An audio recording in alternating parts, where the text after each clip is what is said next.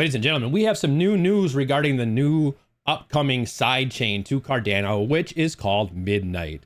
The Midnight network is a privacy-focused blockchain. It is going to have its own token called Dusk.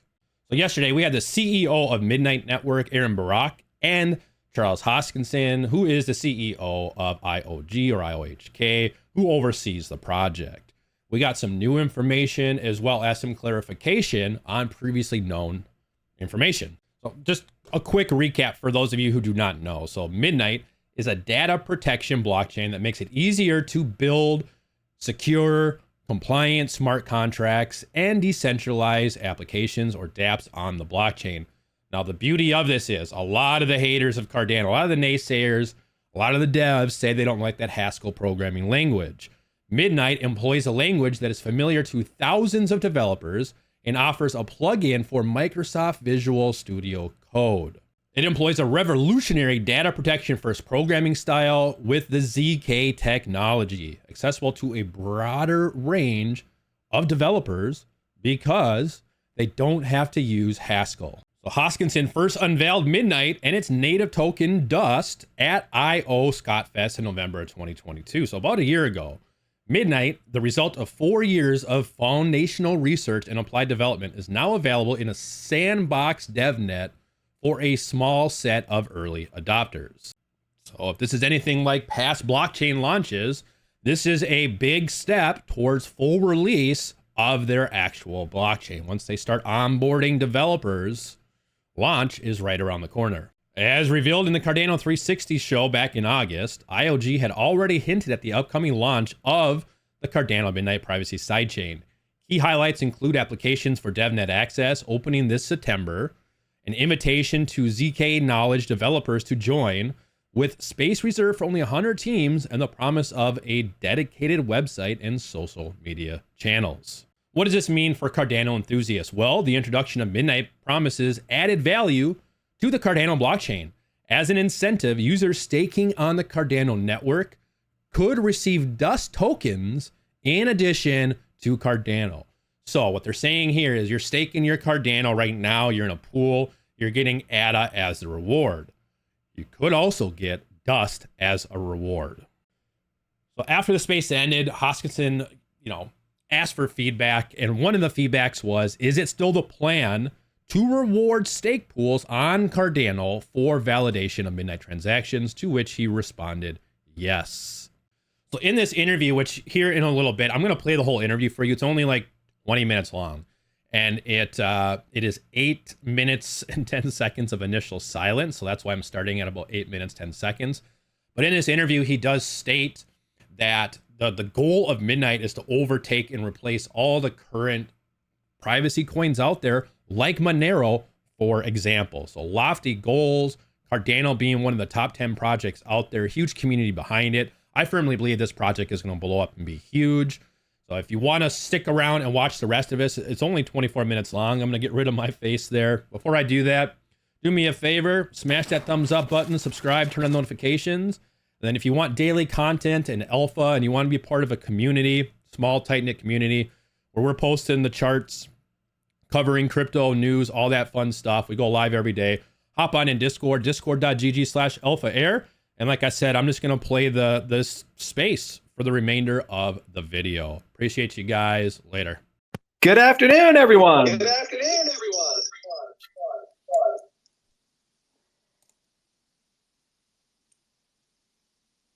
Hey, Charles, how are you? It's good to be here, Annie. How about you? It's good to be here. I'm Annie Hemish, everybody, the Communications Director here at IOG, and we are excited to be with you all today for an exciting discussion about Midnight, the new data protection blockchain. A couple friendly reminders before we start the event to always be kind and share your thoughts in a respectful manner.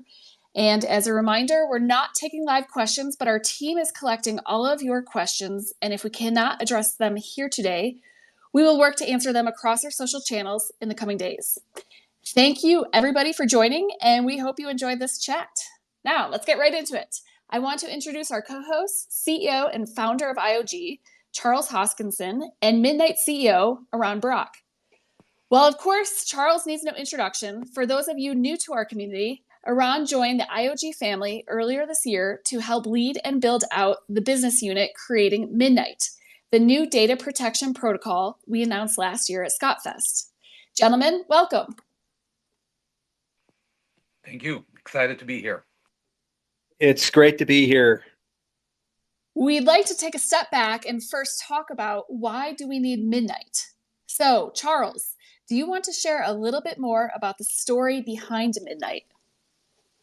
Oh, absolutely. Actually, Midnight is one of my favorite projects, and we've been working on it now in the conceptual stage, the prototype and R&D stage, and now we're starting to get to the product level for almost 5 years. And what's special about Midnight is it's really a realization of kind of the model that we built Cardano for, which is Cardano had this Cardano asset and settlement system, and that's kind of the layer one. And that's where Ouroboros lives, and extended UTXO and Plutus. And really the intention there is that's like the best place in the world to issue an asset. And that's the best place in the world to securely do smart contracts and to establish a secure consensus backbone. But it's not a service layer in that it does everything to everybody. So you have ventures like, for example, World Mobile, where they want to be a telco, or maybe you have another venture like Singularity, where they want to be a big AI thing and eventually have a decentralized LLM or something like that. And it doesn't make a lot of sense to try to be everything to everybody. So we recognized very early on in 2016 this idea that you have to allow a service layer to form, and that service layer basically is able to do interesting and very specialized things. So one of the things we recognized was that there really does need to be a system that kind of innovates in three different directions at the same time. Similar to how Cardano innovated in scalability, interoperability, and governance, we needed to have a system that first, it paid homage to all the advancements that were happening in the snark world, which are some of the most exciting things you could see. I mean, there's just things like anon-creds and all the snark work that's been done for recursive snarks and roll-ups and these things. And that technology is not only amazing, it allows you to do things you just simply can't do in normal blockchain systems. For example, when you start adding identity into transactions, well, you need to actually increase your level of privacy, or else you've doxed everybody that's there. So how do you associate freedom of association, commerce, expression, these types of concepts in a world where you still do want to do maybe regulated business, like a security token, or maybe you want to identify who's the author of an NFT, for example, so you can pay royalties to them, or these types of things. So you needed to have something that put those capabilities together. And we created this amazing piece of IP called Kachina, which is really a next generation virtual machine that allows you to do private smart contracts. And marrying that with some really top shelf cryptography is kind of that first dimension we wanted to innovate in. The second dimension is we really wanted to figure out, how do you build a blockchain that is able to be kind of a regulation layer and a governing layer for the data economy. So you have these massive repositories of information, exabytes and yottabytes of information that Google possesses and all these institutions possess. And they're using it, for example, to mine Gemini and all these things for AI, or they use it to micro-target you for ads. And you don't own anything and you don't control that. So what's happening with GDPR and the self-sovereign identity movement is that people are saying, hey, give me my data back. I want to be in control of my identity, my life. I want to be in control of my information. And we see this realized with great products like Brave, for example, and what they're trying to do with bats. Well, the problem is there's no way to regulate this or govern this on a blockchain sense, because we don't really understand how to combine those two concepts together. Yet, when you look at the growth of the industry, this is where the greatest growth is going to be. Like trillions of dollars worth of assets are going to end up in our industry, and they have to end up in this capacity. And then finally, when you talk about that whole separation of an asset and settlement layer from a service layer, you need to have a consensus model that allows you to do that.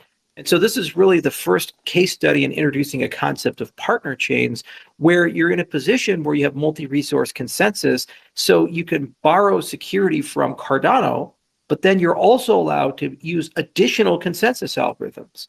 So you'll see people say things like, oh, well, I'm proof of stake, or I'm proof of work. And I say, well, why do you have to separate your peanut butter and jelly? It'd be great to put them together. I like PB&J sandwiches. So how about we do proof of work and proof of stake at the same time, or other components? So really what this does is it introduces this concept of Minotaur, which is another piece of IP that we created years ago. And it's a great piece of research that we and some professors at University of Illinois did together. And this will now brings that into the industry and allows us to have a much better service layer model than other competing ecosystems. And it kind of aligns all the incentives together towards interoperability. So it's from a technological viewpoint, probably the most sophisticated product that input output's ever worked on, and it's the product of love, an enormous amount of research here. And I dare say it's probably the first fourth generation cryptocurrency. So a cryptocurrency that inherits all those capabilities of the last three generations, but it's the first to bring to the market multi-resource consensus identity and snark technologies like rollups and recursion and private smart contracts to bear. And I think this is the thing that is really going to supercharge our ability to move into completely new industries and kind of be the preferred bridge between TradFi and DeFi and allow us to talk about completely new concepts of intellectual property, data economy, and regulated finance and these types of things. So it's a super exciting project and certainly the most complicated because there's just so much technology under the hood. And it's really been the labor of love of an amazing team and amazing leadership, especially under Iran. He's built a great culture at Midnight. Wonderful. Thank you so much for that overview, Charles. I guess we should now discuss what is Midnight. We know blockchains have been around for a while, but there have been concerns around the public nature of the technology, with some saying that this has stifled its adoption. So, Iran, can you talk to us more about the technology behind Midnight? Absolutely, Annie, and excited to be here and share more details. As Charles laid out the vision of why, we wanted to go and see how we can fulfill this vision and drive enterprise adoption. We understood that we needed to build a proposition that goes beyond what's available in the market today, because the regular elements or standard elements of blockchain, whether it's decentralization, security and stability, scalability, are not enough. We needed to find how we can help enterprises deploy and use this technology. It's not just if you build it, they will come, but how do we make customers successful? So, in that respect, we really looked at addressing some of the main pain points that enterprises see today with blockchain technology. First, we looked at confidentiality as sensitive data. No enterprise in their right mind is going to go and deploy that into the public sphere. They have to be protected. We also looked at risks around service availability. You have to be able to access the resources when you need them. It's not enough that they are fast or scalable or great. If they're not available, it doesn't mean anything. We needed to look at operating costs. How do we can budget for what we're doing? How do we manage all the issues with tokens and wallets? And how do we support policies, business policies, whether they are for the business or regulatory compliance? We needed to do all that within the public chain infrastructure. So Midnight is really trying to bring that all together to be a blockchain-based technology that empowers data protection apps. We want to help developers have the transparency of a public ledger, but at the same time shield the sensitive data and use zero knowledge proofs and shielded tokens. So looking back at what I just mentioned as main challenges, here's how Midnight goes about to tackle them. First, we built a data and metadata protection from the ground up. We wanted to keep both sensitive data kind of protected so that participating parties can do what they need to do and also keep the participating activities and parties shielded as needed. So we have both a public and a private ledger, so you can do selective disclosure. You're getting essentially the best of both worlds. Second, we needed to guarantee capacity. We wanted to have service availability when you need it. It's not enough that Midnight is fast, and it will be fast. But imagine you building the fastest train possible. But if you can't get a ticket to that train, then it doesn't really matter how fast that train is.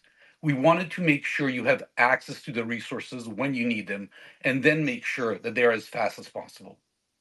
Third, we wanted to think about cost. We needed to really be innovative around our tokenomic design. We need to enable enterprises to know how much to budget for the next period when they're operating applications on Midnight. And we wanted to even give them the option to pay for that usage with fiat. So they don't need to worry about holding crypto on their balance sheet or managing wallets. They need to feel like this is yet another cloud service like anything else that they have out there. And finally, we needed to be regulatory friendly. This is table stakes. We've got so many people covered today by privacy laws like GDPR, HIPAA, SOX, et cetera, et cetera. We needed to enable dApps that needed it to have both the transparency and the compliance where is needed. Shield whatever is needed, unshield whatever is not needed, so they can be compliant with whatever regulation is imposed on them. So again, data protection for data and metadata, guaranteed capacity to ensure service availability, predictable costs on a public chain with the option to pay with fiat, and be regulatory friendly that meets business policies and compliance. So you put all that together and you got something that is absolutely compelling for an enterprise to be able to roll out, deploy, and use. But we knew that was not going to be enough. It's not just to love the enterprises, we need to love our developers as well and make their life as easy as possible. We didn't want to go into a domain specific language. We're using TypeScript for writing smart contracts. This is one of the most widely available programming languages out there. We're going to provide plugins and tools and libraries for common use cases of smart contracts. And we're going to build an amazing collaborative community from day one. We really feel all these things would come together to make something that the market will love, appreciate, and adopt. And I can't thank enough Charles and the team who've been working on this for so long as they brought this together. And we're excited to see that in the market. Thanks, Eran. The passion here is contagious. And it's always good to share some examples for those who are unfamiliar with such groundbreaking technology. Charles, what are some of the use cases where you believe Midnight will have a major impact on the world? Well, if you look at where the world is going, one of the biggest movements right now is rebuilding the entire world towards net zero. So a lot of people want to reduce carbon.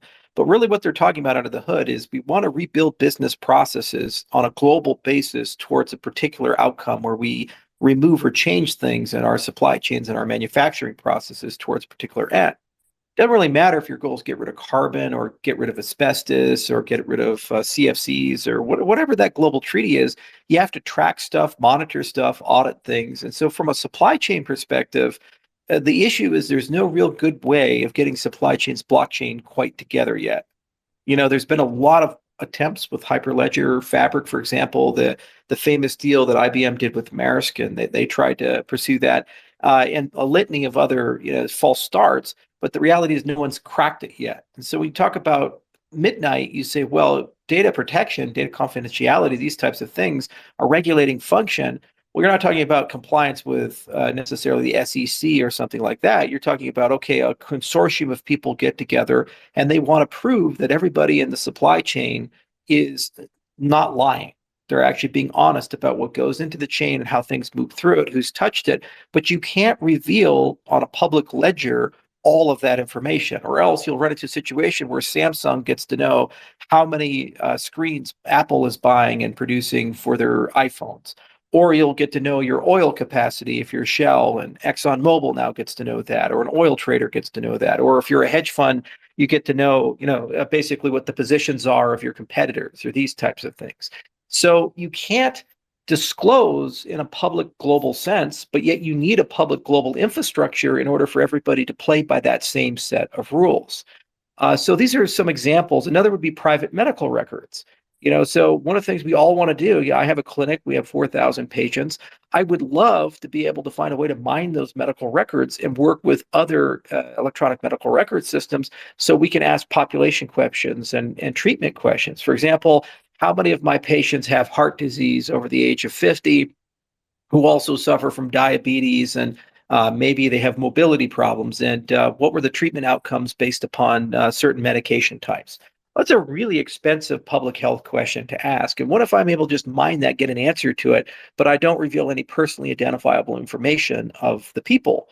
that's a great real life use case. It's worth trillions of dollars in aggregate across the entire world for drug development, public health decisions, and ultimately makes us healthier and safer from a healthcare perspective. Also, it enables us to share medical records and other things amongst each other without necessarily giving up the value of those underlying assets or the custody of those underlying assets.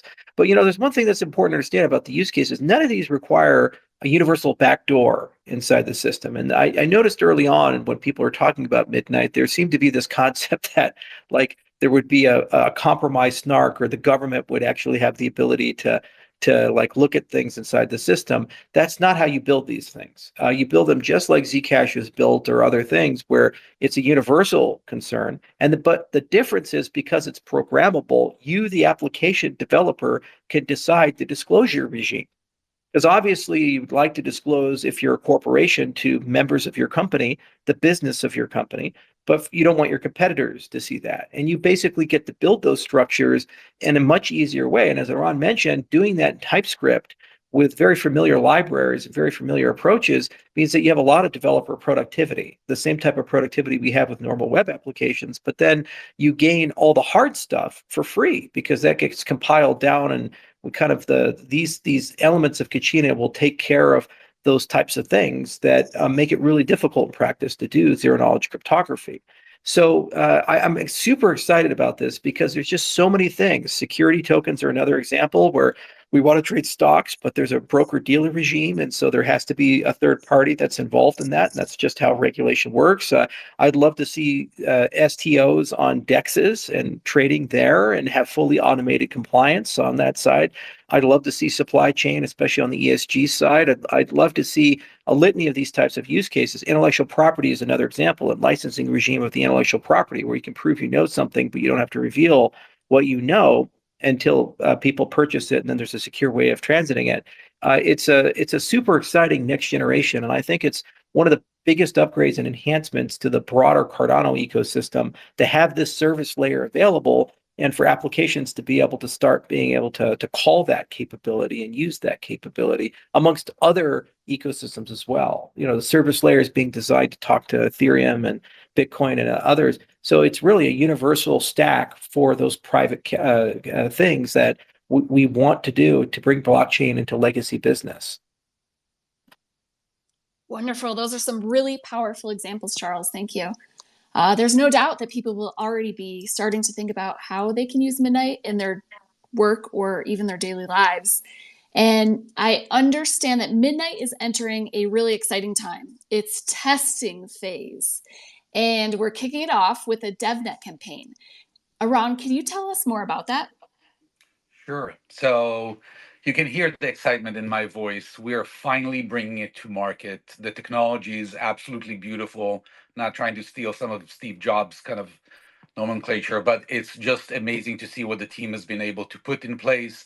And we're rolling out a DevNet soon, and we're going to start giving people access to our future mainnet technology. Now, there's a roadmap well beyond this, with DevNet coming this year, testnet early next year, and we're going to follow up with kind of the mainnet launch. But we're going to just gradually start exposing more and more of the technology that we've built and tested in-house, and see how that rolls out into the market. So I would call on everyone, come to our website. It's midnight.network. Again, midnight.network, and sign up if you're excited and want to kind of come and use and try out our DevNet.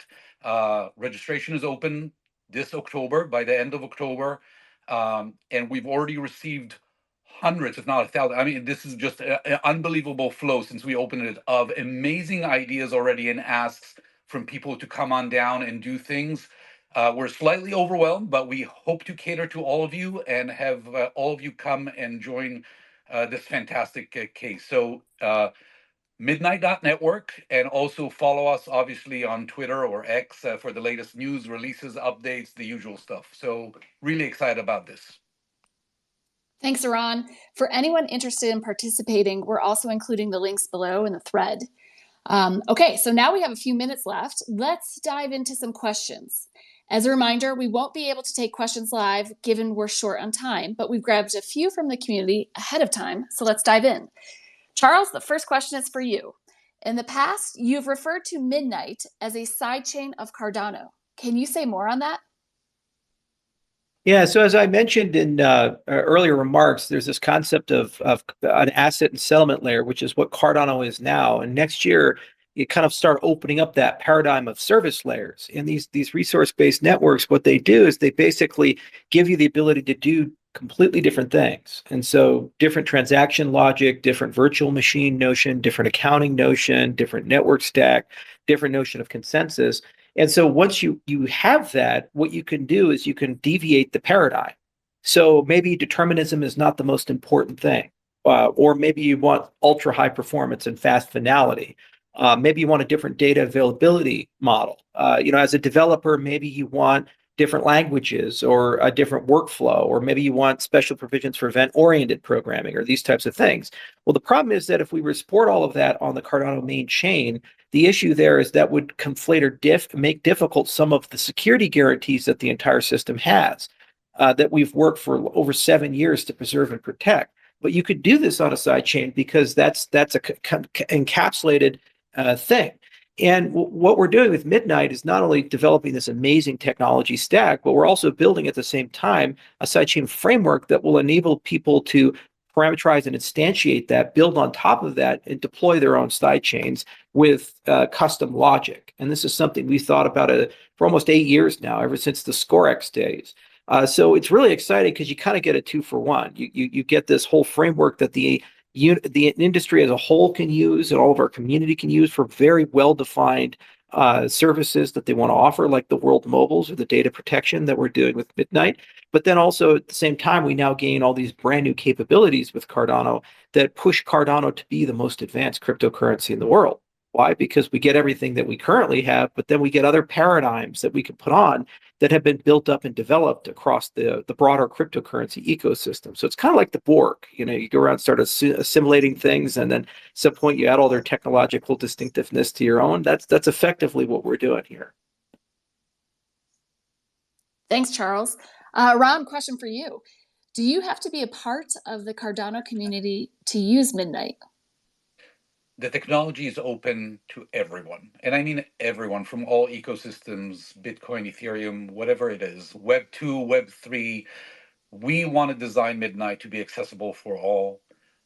Really, our passion is being focused on the customers and making the customers successful. That's where we're going. That's what we are determined to do. And I can't wait to share more of that with you in the upcoming period.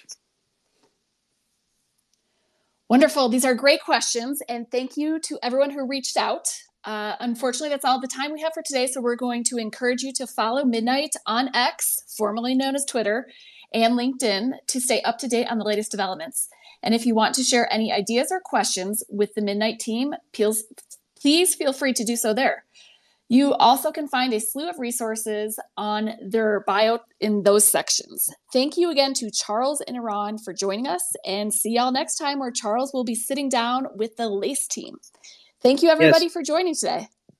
And one last thing, everybody, please, if you want to see us in person, come and visit us at the Cardano Summit that we're having over in Dubai. We'll be there. Iran will be there. The Midnight team will be there. Lots of special, cool stuff that's coming.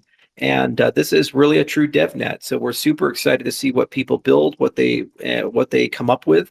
And we're going to learn just as much in this process. And we're super excited to see how this paradigm is used. This is the first time it's ever really been done this way in the industry, and this roll-up of different features in the industry. And there's a lot of love and passion that went into it. So your feedback is valuable, not just to all of us, but to me personally. I just would love to see if you like what we got. It's we think a pretty good stew. Love it. All right, sounds good. Thank you, everybody, for your time. Be well and have a great day.